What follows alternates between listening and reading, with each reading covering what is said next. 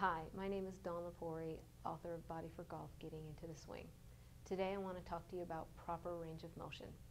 The movements of each joint is measured in range of motion. There are medically documented averages of range of motion for human motion. These averages are used as guidelines for diagnosis and treatment. Anatomical neutral, or what's considered good posture, is the place where each joint is in 0 degrees of motion. And from this place, anytime you move, you can measure how far you have moved that part of your body. So I'm going to have the golfer turn and face me, and I'm going to have her raise her arm up to parallel to the floor. So 0 degrees to 90 degrees, and then all the way up would be 180 degrees. So you can see how range of motion is measured.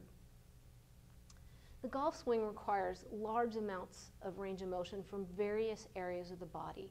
And although it's easier to look at what a golfer needs by dividing the body into the 4 quadrants, the feet and ankles, the hip, pelvis, low back, the core, and the upper extremities, it still is important for each individual joint to have proper range of motion.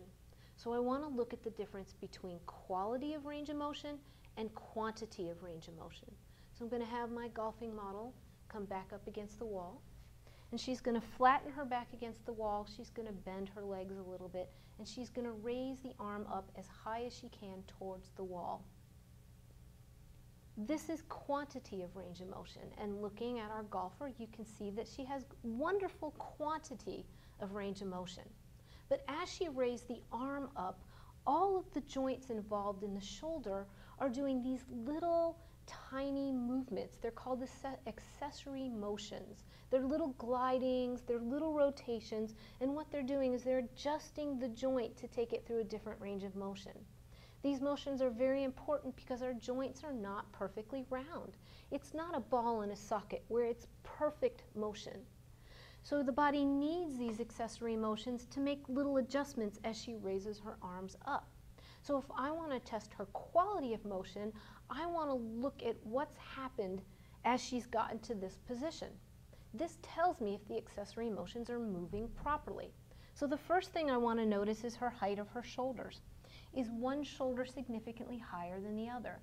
As you raise your arm, you would like your shoulder to stay just about even with the other shoulder. So if it's raised up a little bit higher than the other shoulder, then you know that those accessory joints are not moving well. Some raising of the shoulder is perfectly okay and is not significant of the accessory motions not moving properly. The second area you want to look at is the end of this bone bulging out from her armpit, because if it is, then again, I know that her shoulder is not moving properly.